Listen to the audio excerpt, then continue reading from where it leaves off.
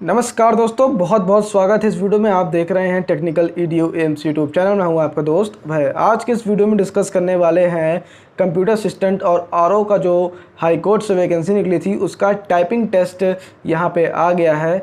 तो दोस्तों, typing test को कैसे क्लियर करेंगे इस वीडियो में हम लोग जानने वाले हैं, तो हमारे साथ बने रहिए। दोस्तों, टाइपिंग टेस्ट करने के लिए यहाँ पे कुछ मैं 5 टिप्स आपको शेयर करूँगा एक छोटे से वीडियो में, जो आपके लास्ट टाइम पे आपकी स्पीड को बहुत ज़्यादा बूस्ट कर सकता है और आपको आसानी से ये टाइपिंग एग्ज़ाम को क्रैक कर सकते हैं। तो पहली टिप क्या कहती है? पहली टिप ये कहती है कि आप जब टाइपिंग करते हैं तो जो आपका उंगली होती है, यानी कि जो आपकी होम रो पे जो होती है ASDF सेमीकोलन LKGH, तो इस सब में तो आपको रखना ही रहता है। तो इसके साथ कुछ लोगों को ये प्रॉब्लम होती है कि जब वो लोग टाइपिंग करते हैं तो उनका हाथ ऊपर फिसल जाता है। जी हाँ दोस्तों, उनका हाथ जो है वो स्लिप कर जाता है, यानी कि अगर ए दाबना है तो गलती से एस दब जाता है या फिर बाकी सारी कीज़ यहाँ पे दब जाती हैं। तो उनके लिए एक परमानेंट और सबसे अच्छा तरीका क्या रहने वाला है वो मैं बताना चाहता हूँ आपको। तो उसके लिए क्या है कि पहले आप मन में उस टाइप में से, मान लीजिए एस आपको दबाना है पर आपका ए दब जा रहा है, तो मान लीजिए ये वाली उंगली से अगर आप एस दबाएंगे तो मान लीजिए आप ऐसे रखे हैं, हाथ अपने हाथ से हाथ रखे हैं और ये वाली से आप ए दबा रहे हैं, ये वाली से एस दबा रहे हैं, तो गलती से ये पहले दब जाता है, एस बाद में नहीं दब पाता, यानी कि स्लिप हो जाती है।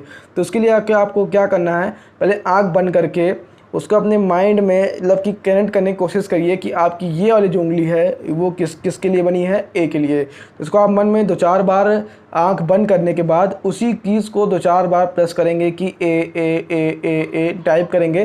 तो ऐसे करके आपकी वो जो उंगली है वो फिक्स हो जाएगी, यानी कि उसी पर्टिकुलर पे। तो आप जब दोबारा टाइपिंग करेंगे तो बहुत ही तेज़ी से एक्यूरेसी के साथ आप वहाँ पे टाइप कर पाएंगे। तो ये था पहला कि अगर उंगली फिसल के दूसरे में की अगर दब जाती है तो उसके लिए आपको क्या करना पड़ेगा, आपने सुन लिया। तो आपको आंख बंद करके एक बार ASDF सेमीकोलन LKJ के साथ क्वेट्री और पॉइली नीचे में जितने भी की है वो सब आपको देखनी है। हिंदी के लिए भी ये भी काम किया जाएगा, कौन सी मात्राएं कहाँ पे हैं वो सब चीज़ें आप यहाँ से देख सकते हैं। ठीक है दोस्तों, और सेकेंड पॉइंट क्या कहता है यहाँ पे? सेकेंड पॉइंट की हम डिस्कस करेंगे। तो सेकेंड पॉइंट ये बताता है कि जब भी आप पैराग्राफ शुरू करते हैं तो एक बार पैराग्राफ को आप ऊपर से नीचे तक एक बार देख लीजिए। देखने से क्या रहेगा कि मान लीजिए कोई ऐसे डिफ़िकल्ट वर्ड्स हैं तो उसको अगर आप, जैसे कि अगर आप कोई भी चीज़ पढ़ते हैं उस पढ़ने से पहले एक बार उसे रिवीजन कर लेते हैं, यानी एक बार देख लेते हैं, तो उसको जब आप दोबारा टाइपिंग करते हैं तो वो आसानी से टाइपिंग हो जाती है। यानी कि अगर आपको नया मैटर दे देंगे कि आप टाइप करिए तो उसमें आपको सारा प्रॉब्लम होगी। अगर वो मैटर आपका पढ़ा हुआ है एक बार उसे आप रीड कर लीजिए, रीड करने के बाद तब टाइप कीजिए, तब आप देखिए आपकी स्पीड दुगनी हो जाएगी। यानी कि बहुत ही आसानी से इसको क्रैक कर सकते हैं। बहुत ही ईजी पेपर कह सकते हैं टाइपिंग का।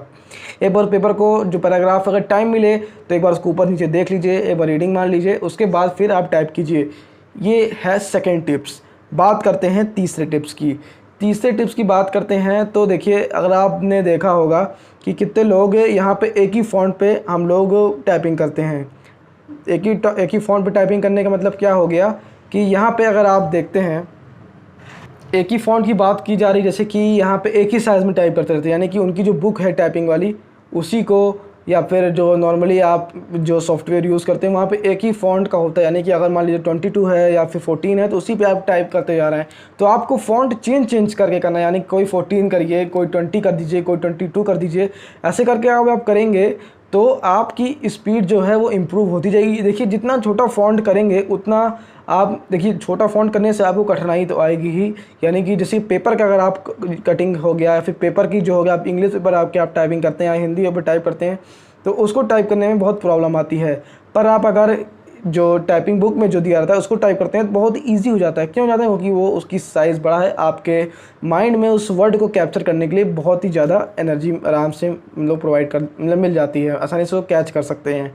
तो दोस्तों, छोटे से बड़े से लेकर सभी तक प्रैक्टिस करिए। और जो हमारा फोर्थ पॉइंट है वो ये पॉइंट है कि आपको निरंतर प्रैक्टिस करना है। जी हाँ दोस्तों, निरंतर प्रैक्टिस करना है। यानी कि अगर आपको क्रैक करना है तो सुबह शाम 1 घंटा सुबह 1 घंटा शाम कर सकते हैं, आसानी से क्रैक हो जाएगा। कोई प्रॉब्लम है नहीं, इस रिलेटेड कोई भी अगर प्रॉब्लम होगी तो हमसे पूछ सकते हैं। और जो आखिरी पॉइंट है, पाँचवा पॉइंट क्या कहता है उस पर हम लोग जान लेते हैं। पाँचवा पॉइंट ये कहता है कि जब भी आप लगातार टाइपिंग मत कीजिए। जैसे कि अगर आप कर रहे हैं तो कुछ लोग होते हैं 2 से 3 घंटा लगातार ही टाइपिंग करते रहते हैं, तो उसको आप बांट दीजिए। पहले 1 घंटा करिए, फिर 1 घंटा ब्रेक लीजिए, फिर में बाकी काम करिए, फिर उसको करिए। ऐसे करते करते जब आप नैप लेके करते हैं तो आपका माइंड को वो जो गलती होती है उसको समझने में और उसे स्टोर करने में ज़्यादा टाइम लगता है, तो आसानी से आप उसे क्रैक कर सकते हैं। ये था इंपॉर्टेंट पॉइंट। अगर आपको अच्छा लगा हो तो चैनल को सब्सक्राइब करें और अपने सभी दोस्तों को शेयर करें। तो कोई भी अगर यहाँ पे आपको अगर क्वेरी है तो आप हमसे पूछ सकते हैं, और हमारे चैनल को सब्सक्राइब करें। जय हिंद, जय भारत, नमस्कार।